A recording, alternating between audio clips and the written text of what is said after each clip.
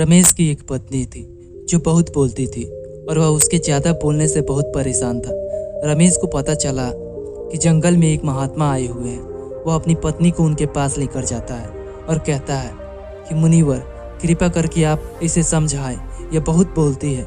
मेरे मना करने के बाद भी इसका मुंह दिन भर चलते रहता है। मैं इसे कितना समझाता हूँ कि कम बोला कर, चुप रहना सीख, लेकिन नहीं, और हर बार इसकी वजह से लड़ाई हो जाती है। महात्मा मुस्कुराए और बोले, मैं तुम्हें इस बात को एक कहानी की मदद से समझाता हूँ। मेरे गुरु का एक शिष्य था जो बहुत ही बोलता था। वह हर समय इधर उधर की बातें करता था और कभी भी शांत नहीं रहता था। जब वह दान लेने के लिए जाता तो हर घर से एक नई कहानी लेकर आता और आश्रम के दूसरे शिष्यों को सुनाता, और एक शिष्य की दूसरे शिष्य से बुराई करता और चुगली करता और दूसरों के सामने अच्छा बनने का प्रयास करता। खुद के मुंह से ही खुद की तारीफ करता रहता था और हमेशा खुद को गुरु के सामने सबसे बुद्धिमान और उत्तम साबित करने का प्रयास करता रहता। वह खुद को सभी शिष्यों से अलग और श्रेष्ठ मानता था। उसका कहना था कि मैं एक अमीर घर का बालक हूँ। अगर मैं चाहता तो एक आरामदायक और सुविधाओं से भरा जीवन जी सकता था, लेकिन मैं वह सब छोड़कर यहाँ आ गया क्योंकि मुझे खोज करना है, खुद को जानना है, जीवन को जानना है। एक दिन गुरु ने आश्रम के सभी शिष्यों को बुलाकर कहा, आप सभी को अगले 1 महीने के लिए कोई ना कोई संकल्प लेना होगा। इससे आपकी संकल्प शक्ति मजबूत होगी और आप में आत्मशक्ति का संचार होगा। आप सभी अपनी सामर्थ्य के अनुसार कोई भी संकल्प ले सकते हैं, और यदि 1 महीने से पूर्व आप में से जिसका भी संकल्प टूट जाएगा तो वह अपनी पुरानी दिनचर्या में वापस आ सकता है। सभी शिष्यों ने अपनी शक्ति के अनुसार संकल्प लिए और गुरु को अपने अपने संकल्प के बारे में बताकर वहां से चले गए। लेकिन वह शिष्य जो खुद को सबसे अलग दिखाना चाहता था, वह सीधे गुरु की कुटिया में पहुंच गया और बोला, मैं कोई छोटा मोटा संकल्प नहीं लेना चाहता, बल्कि एक बड़ा संकल्प लेना चाहता हूँ। कृपया आप ही बताएं मुझे क्या संकल्प लेना चाहिए। उसकी यह बात सुनकर गुरु मुस्कुराए और बोले, क्या तुम मेरे द्वारा दिए गए संकल्प को पूरा कर पाओगे? क्या तुम्हारे लिए उसे पूरा करना संभव होगा?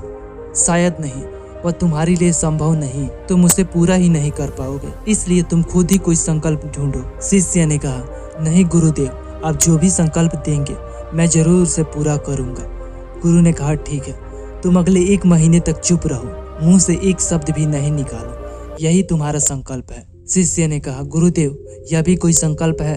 यह तो बहुत ही आसान है, आप कोई और संकल्प दे दीजिए जो मेरी योग्यता के बराबर हो। गुरु ने कहा, पहले तुम इस संकल्प को पूरा तो करके दिखाओ। शिष्य ने गुरु की बात मान ली और वह उसी समय चुप हो गया और पलटकर कुटिया से बाहर चला गया। उसे चुप रहना बहुत आसान लग रहा था। उसने एक दिन तो जैसे तैसे चुप रहकर काट लिया, लेकिन दूसरे दिन से उसके मन में ना बोलने का बोझ बढ़ने लगा और तीसरे दिन उसे भारीपन महसूस होने लगा।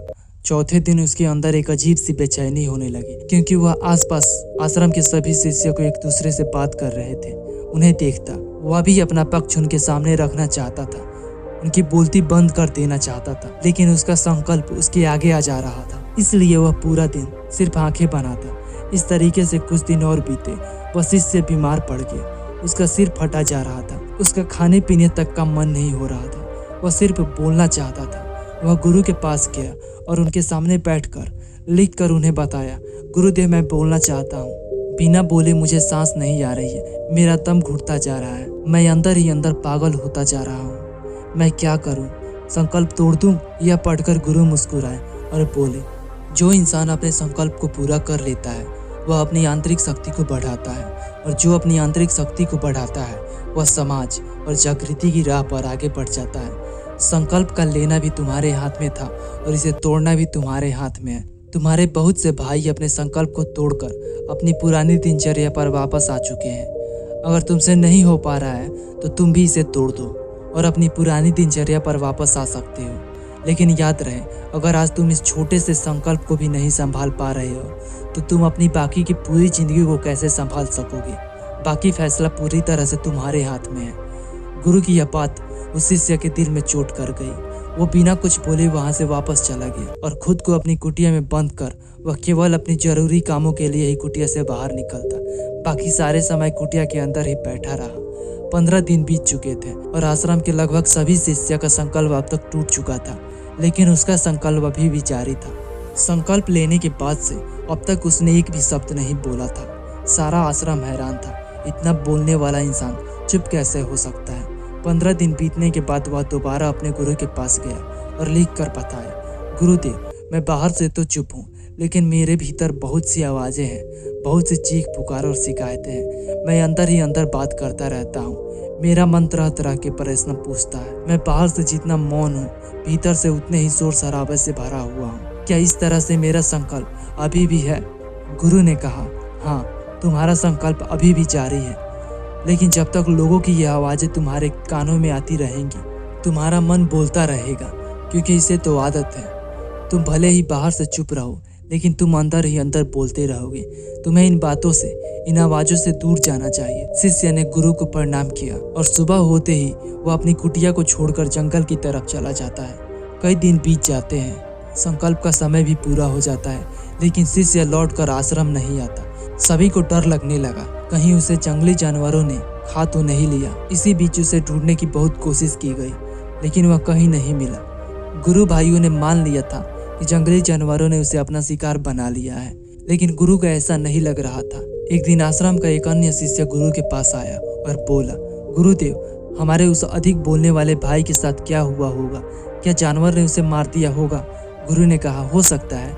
गुरु ने कहा, हो सकता है कि अगर जानवर ने उसे अपना शिकार बना लिया हो, लेकिन उसके ना लौटने की एक दूसरी वजह भी हो सकती है। शायद उसे वह मिल गया हो जिसके लिए वह गया था। फिर शिष्य ने पूछा, गुरुदेव, क्या ज्यादा बोलने वाला इतना हानिकारक होता है? गुरु ने बोला, इंसान के जीवन के बहुत सारे दुख में से एक दुख यह भी है कि वह कभी भी चुप नहीं रह सकता, हमेशा कुछ न कुछ बोलता ही रहता है। सिर्फ हमारे बोलने के कारण हमारे आधे से ज्यादा दुख पैदा होते हैं। हम में से कोई भी चुप नहीं रहना चाहता। हम बस सामने वाले को सुना देना चाहते हैं, जो भी हमारे मन में है सब निकाल कर उसके मन में बैठा देना चाहते हैं। उसे समझा देना चाहते हैं कि देख तू कितना पागल है, देख तू गलत है और मैं सही। इस तरीके से सुनने और सुनाने का यह काम जिंदगी भर चलता रहता है, लेकिन इस नासमझी से हम अपना समय और जीवन, अपनी समझ और सबसे महत्वपूर्ण अपना कीमती पल बर्बाद कर देते हैं, जिनको अनुभव किया जा सकता है, जिनमें आनंद को प्राप्त किया जा सकता है, यह सब खो देते हैं। लेकिन इसके बदले हमें क्या मिलता है? कुछ नहीं, सब व्यर्थ और बर्बाद हो जाता है। शिष्य ने पूछा, तो फिर इसका समाधान क्या है? गुरु ने कहा, पूरी जागरूकता के साथ अपने विचारों को देखना, यही एकमात्र तरीका है सारी मानसिक समस्याओं को वर्तमान में रहकर चिंतन करना। पूरी जागरूकता के साथ अपना काम करना जिंदगी में चमत्कारिक बदलाव ला देता है। उसके बाद वह शिष्य गुरु से अपने प्रश्नों का उत्तर पाकर उनको प्रणाम करके वहां से चला गया। उस पुराने वाले शिष्य को आश्रम छोड़े 3 महीने का समय बीत चुका था, लेकिन उसकी कोई खबर नहीं मिली अब तक। अब तो उसके सभी गुरु भाइयों ने उसके वापस लौटने की उम्मीद छोड़ दी थी। लेकिन एक दिन वह आश्रम लौट आता है, पर अब वह नहीं था जो यहाँ से गया था। वह कुछ और ही बनकर वापस आया था। उसके अंदर एक गजब का बदलाव महसूस किया जा सकता था। उसके चेहरे पर एक गजब का ठहराव और आंखों में बनी शांति थी। आश्रम में आते ही सभी गुरु भाइयों ने उसे चारों तरफ से घेर लिया और बातें करने लग गए। वह भी अपने गुरु भाइयों से बातें करने लग गया। उससे बात करने वाले सभी ने यह अनुभव किया, वह पहले जैसा उतावला और बात नहीं कर रहा था। उसके मुंह से एक एक शब्द बहुत ही सुलझे हुए और मधुरता के साथ निकल रहे थे। थोड़ी देर तक गुरु भाइयों से बात करने के बाद वह सीधा गुरु की तरफ चला गया। उसने गुरु के चरण को छुए और कहा, गुरुदेव, क्या मैं अभी भी मौन हूँ? क्या अभी मेरा संकल्प जारी है? गुरु ने कुछ देर तक शिष्य को बड़े ध्यान से देखा और कहा, हाँ, तुम अभी भी मौन हो। तुम्हारे मुंह से एक भी शब्द नहीं निकल रहा और तुम्हारा संकल्प अभी भी जारी है। शिष्य ने कहा, गुरुदेव, जब मैं आश्रम से गया तो मैं मुंह से तो चुप था, लेकिन मेरे अंदर बहुत सी आवाज़ें थी, मन में बहुत से प्रश्न थे और वह बंद नहीं हो रहे थे। तो मैं जंगल में चला गया, इस उम्मीद से कि वहाँ मुझे शांति मिलेगी और मेरे मन की बकबक कम हो जाएगी। लेकिन मैं जितना एकांत में जाता गया, मेरी अंदर की आवाज़ उतनी ही बढ़ती गई। मेरे भीतर की पुरानी से पुरानी बातें मुझे सुनाई देने लगी। तब जाकर मैंने महसूस किया कि मैं कितना गलत कर रहा था।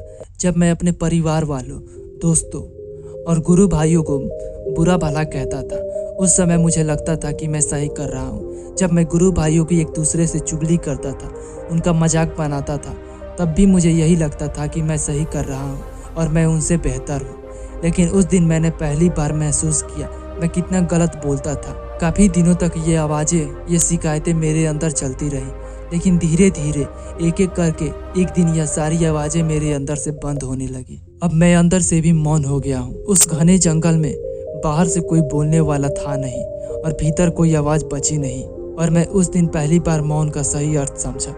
मेरे चारों तरफ बहुत शांति थी। हालांकि अभी भी कुछ आवाजें आ रही थी जो पहले भी आती थी, लेकिन मैं उन्हें सुन नहीं पाता था। अब वह सभी आवाजें मुझे स्पष्ट रूप से सुनाई दे रही थी। हवा के चलने की आवाज़, चिड़ियों के चहकने की आवाज़ और पानी के बहने की आवाज़ मैंने पहली बार पूरे होश पूर्वक सुनी है। चारों तरफ इतनी शांति मैंने पहले कभी महसूस नहीं की थी। इस शांति को भंग करने के लिए मैंने पहली बार अपने मुंह से कोई शब्द निकाला। मैं चिल्लाया, हे ईश्वर, यह कैसी शांति है? सभी कुछ इतना शांत क्यों है? ऐसा क्या हो गया? लेकिन मेरे चिल्लाने के बाद भी शांति भंग नहीं हुई। सब कुछ पहले जितना ही शांत था, बाहर भी और भीतर भी। गुरुदेव, मैंने अपने गुरु भाइयों से बात की, मैंने आपसे बात की। मैं बोल रहा हूँ, मैं चल रहा हूँ, मैं सब कुछ देख रहा हूँ, लेकिन मैं अपने भीतर एकदम एकांत में हूँ। भीड़ में होता हूँ तब भी भीतर से अकेला एकांत में होता हूँ। जब मैं खुद भी शोर करना चाहता हूँ तब भी एकांत में ही होता हूँ। अब सब दिखाई पड़ने लगा है, सब सुनाई पड़ने लगा है। गुरु ने कहा, जब तक हम बाहर की तरफ बोलते रहेंगे भीतर अशांति ही रहेगी, लेकिन जिस दिन हम भीतर की तरफ मुड़ जाएंगे तब हमारे मुंह से कुछ भी नहीं निकलेगा, हम शांत ही रहेंगे। दुनिया में जितनी भी बुराइयां हैं ज़्यादातर बोलने से ही उत्पन्न होती है, क्योंकि हम चुप रहना नहीं चाहते। हम जितनी ज़रूरत है उससे कहीं ज़्यादा बोलते हैं। हम सामने वाले को सुनना नहीं चाहते, बल्कि उसकी बोलती बंद कर देना चाहते हैं। उसे समझा देना चाहते हैं कि मैं कौन हूँ, मैं क्या कर सकता हूँ। और यही हमारी ज़िंदगी का मकसद बनकर रह जाता है। हमारी सारी ऊर्जा व्यर्थ के बोलने में बर्बाद होती रहती है। ऐसे ही समाज में लोगों का जीवन दुखों से भर जाता है, जो हमेशा एक दूसरे को सुनाने में लगे रहते हैं। कभी एक दूसरे की सुनना नहीं चाहते, समझना नहीं चाहते, और चुप रहना तो उन्होंने कभी सीखा ही नहीं, क्योंकि चुप रहना उन्हें छोटा महसूस करवाता है। दुनिया की सभी लड़ाइयों का कारण हमारा बोलना ही है, इसलिए हमें सिर्फ उतना ही बोलना चाहिए जितना जरूरी हो, क्योंकि व्यर्थ का बोलना ऊर्जा को नष्ट करना है, और यह बोलना ही हमें अपने भीतर की ओर लौटने नहीं देता, क्योंकि यह हमें बाहर की ओर खींच कर रखता है। और बाहर है ही क्या इस संसार के अलावा। लेकिन अगर अपने भीतर के संसार की ओर मुड़ना है तो इस मुंह को बंद रखना ही चाहिए। इसलिए जितने भी आत्मज्ञानी हुए वह सभी एकांत की ओर भागे, ताकि उन्हें ज़्यादा बोलना ना पड़े, ज़्यादा सुनना ना पड़े। वह एकांत में रहे और शांत रहे, आसानी से भीतर की यात्रा कर पाए। लेकिन अगर कोई चाहे तो इस संसार में रहकर भी एकांत में हो सकता है, शांत रह सकता है, लेकिन इसके लिए अपनी ऊर्जा बचानी होगी, जिससे वह अब तक अपने व्यर्थ के शब्दों में बर्बाद कर रहे थे। दोस्तों, इस कहानी के माध्यम से हम कई बातें सीख सकते हैं। व्यर्थ का बोलना ऊर्जा को नष्ट करना है। ज़्यादा और व्यर्थ बोलना ही हमें अपने भीतर की ओर लौटने नहीं देता, क्योंकि यह हमें बाहर की ओर झुकाए रखता है। और जिन्हें भीतर की यात्रा करनी है उन्हें अपने मुंह को बंद रखना ही चाहिए। दोस्तों, उम्मीद है कि यह कहानी आपको काफ़ी पसंद आई होगी और इस कहानी से काफ़ी कुछ सीखने को मिला होगा। ऐसी और कहानियाँ देखने और सुनने के लिए हमारे चैनल को सब्सक्राइब जरूर करें। मैं मिलता हूँ आपसे किसी और वीडियो में।